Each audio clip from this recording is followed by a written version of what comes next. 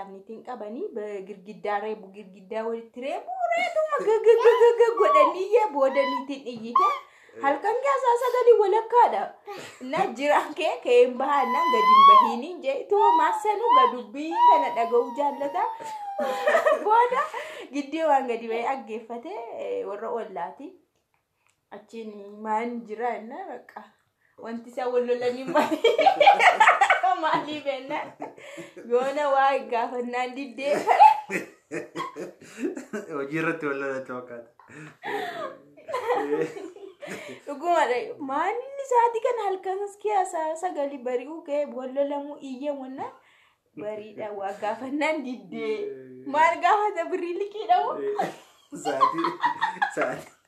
saati hojiiti wayyoo dhugaa waaqa akkasii riwakee hanu kaasanii ani kunuun illee gara hojiitti nu galchanii jechuudha deebasii waan akkasii jiru itayyuu ganama kana immoo akka jedhe jarri hayyee bultanii dhaggeeffattoota keenya nagaa waaqayyoo bakka jirtanitti isiniif haa ta'u ani obboleessi keessan nagaa kooti akkam jirtu isin nagaadha ijoolleen dammaa maqaa damma shushuu taatan yeroo darbillee akkasuma na dhukkubee warri nagaafachaa turtan amma kun fayyee as gara keessanitti deebi'een jira jechuudha xiqqoo na dhukkubaa ture garuu namoonni baay'een waaqayyo si amaaru gooftaan si wajjin haa ta'u gooftaa si kadhannaa warnaan jechaa turtanii galanni koo dachaadha isiniin jedha baay'een isin galateeffadhaa yeroo hunda akkan wajjin buutan akkan wajjin jirtan humnas jajjabinas akkanuu taatan waaqayyo wajjin abdii qabna yeroo hunda nu wajjin taatanii nu gaafachuu nu wajjin bu'uun keessan baay'ee namatti tola ani immoo obboleessi kunoo har'a fayyee warra nagaafachaa turtan warra akkam taate obboleessa keenya akkam taate fayyite moo maal taate jechaa turtaniif warra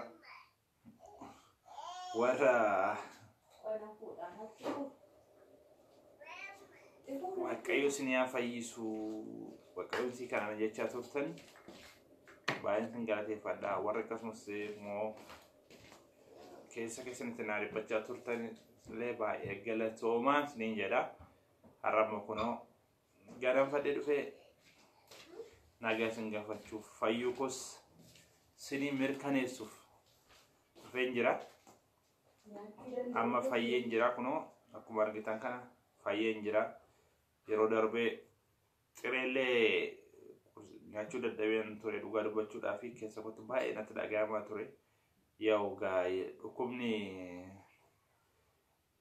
sooressaa malee dhukkubni hiyyeessaa baay'ee intina nama jedhu jechuudha nuyi yeroo dhukkubsannus hinuma nyaanna hinuma kaanna hin ciifnu jechuudha baa'u beektu isinis ijoolleen baay'een warri gara biyya alaa jirtan baay'een kasan beektu hinuma nyaattu hinuma kaattu ciisuun hin jiru jechuudha maaliif jireenyadha anillee akkasuma yaa'u xiqqoo miidiyaatti ba'uutu kameeraa fuuldura taa'uutu nama rakkisa malee dhukkubsadhee hin ciisne jechuudha gaaf tokkootiin alaa gaafa sammata sana malee akkamitti ciisama jireenyuu nama ciibsu jechuudha hin tattaafanna inuma dhukkubsannaa inuma tattaafanna inuma dhukkubsannaa inuma tattaafanna inuma aannaa inuma nyaanna inuma galla inuma bana maaliif jireenyadha jechuudha qe'ee abbaa keenya jiraanne qe'ee abbaa keenyatti ciifna qe'ee maatii wanti ta'u hunduu amma qe'ee abbaa keenya hin jiru kanaaf jajjabaadhaa bakka jirtanitti akkas wal gaafachuun walii dhimmuun baay'ee barbaachisaadha kun waati kakushaanis ganamaan dhufaniiranii ganamaan ajjamnee qursii nyaachisnee deemuudhaaf dhufnee jirra jiraan keessan warri baay'ee jaallatu warri baay'ee kabajan isinii fayyeera har'a noormaaliidha jechuudha garuu utumaan deddeemaa ture utumaan hojjechaa ture har'a immoo bakka fataadhee ganamaan qursii barbaadeera jechuudha ganatti fayyeera qursii nani barbaade immoo ruuzii jechuudha ruuzii bashaayii jedhama siniin fakkaachuuf maal wanta dhamus ruuzii bashaayii biyya keenya ruuzii ciree amma kun akkuma argitan kana cireen qophaa'ee jira ganamaan waaqayyoon galateeffanneet immoo gara nyaatatti deemina jechuudha waaqayyoon waan dursaa gara waaqayyoon galateeffachuun irra jira waaqayyo galanii sifatoo nyaata dhiyaate kana eebbisi qulqulleessinu kenni maqaa tokkicha ilma kee Yesuus Kiristoos. Ameen. Ameen jedhe. Manyaachuun hin danda'amu. Ameen jedhe. Jiruu qaba daabboon bidaan kakuudha. Qofa dura qamma seen malee. Natu qamma isaa dura. Akuun soo qamma suuf na ilaalti. Ina daabboon fidaaf kan hin barbaachise.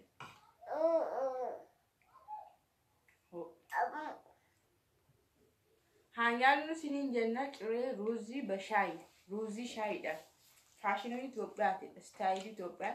Biyya Arabaatti ruuzii peepsii, ruuzii kookaadhaan malee ruuzii shaayii faana hin jiru. Garuu biyya Itoophiyaatti faashiniidha. Gaafa dhuftan sin eeggata kanumatu.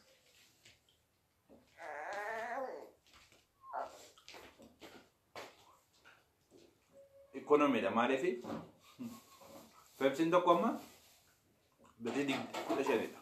Nu immoo shaayii birrii 5 dhugneet ittiin eegaa qorsii qiree goona jechuudha. Kanumadha. Shawwaduudha.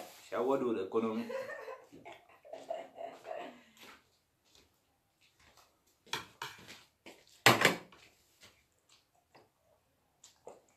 Nama qopheessaa fi kakuudha.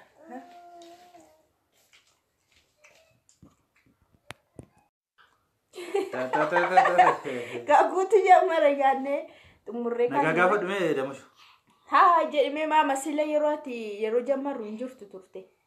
Tinkenniin kana ni qabne.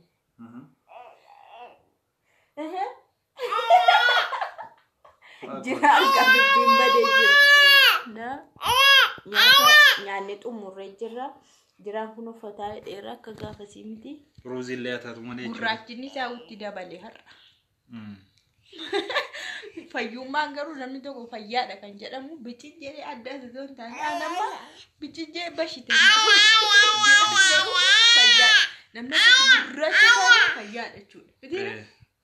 Gammadaadha. Namni tokko maal akka jedhe dhageessetta jira asumaanii yaadatti kennita jedhe. Yeroo akkasii abbaa manaa kee akkasittiin susukkuutee maal jettee shaayitti qabdee laslaasaatti qabduu namatti toltaa yeroo piraangiidhaan mul'ichi gootu immoo nama aarsitaa jedhan. Maal tere? Nama kana maal jettaadha? Naaf jiraadhu akka isaa hubatte diil namichi kun ilaalaa jira jechuudha yeroo hundaa. Jaartiin immoo gaafa kabalanis gaafa ofitti qabanis sanumadha maaliifi hati mana abbaa manaa tokkuma waan ta'eefi baay'ee wanti isaan walirraa sun fageessu hin jiru jedha maaliifi gaafa aaranis yaaduma aaru malee galgalaan ma waliiti. Galgala dhiisu yoo dhukkee walirraa kaasanis galgala isaan gaafa sireerra gaa'e ishee gaafatanii halkan sa'aatii sagalitti reebee warqii shooppii jammaru. Amma waan tokko isinitti himna galgala waan nu mudate halkan sa'aatii sagalii walakkaadha ibsaafnitiin qabanii girgiddaa reebu girgiddaa walitti reetuma gagagagaga godhanii boodaniitiin iyyite halkan keessaa sagalii walakkaadha. Na jiraan keen bahanna gadi hin bahiin jeetu maasanuu gadubbii kana dhaga'uu jaallata. Booda giddii waan gadi bahee aggeeffate warra ollaati.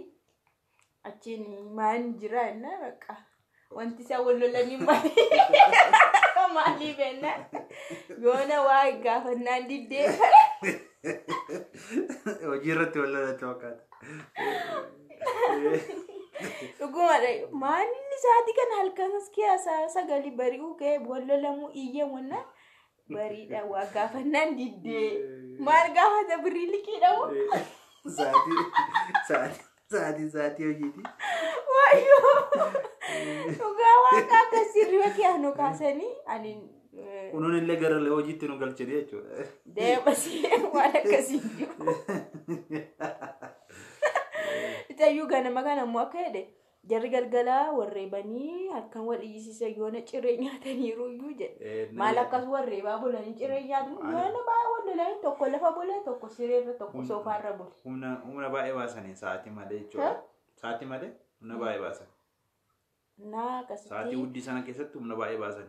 yaa'u irsaaniitiin wallalusi mulis maalin jedhu garuu deebi'anii ma tokko ta'ummootinna immoo yeroo pirankii wanta pirankii sana ilaallatu yaadolii pirankii sana faana deemu dubbachuun dirqama viidiyoo sanaatti miti yeroo kanas immoo dhukkube yoo waan akkasiis immoo waanuma sana faana deemu siniin jenna na kana fakkaata jiraan normaalii fayyee jira nus fataa fayyaa kootii galanni waaqayyoo faa ta'uu baay'ee galatoomaa ijoollee baay'ee irra deddeebi'anii warri na gaafatan jiru koomentii jalatti ammas viidiyoo kan biraan hojjedhu jiraan fayyeera jedhanii warri na gaafatan jiru har'a kun oriijinaalii jira oriijinaal gurraacha keessa adii ta'ee mul'atee jira siniin jenna baay'ee sin galateeffanna galatoomaa akka nu yaaddan akka nu jaallatanis hin beekna bakka nagaan tura haga yeroo biraatti bye bye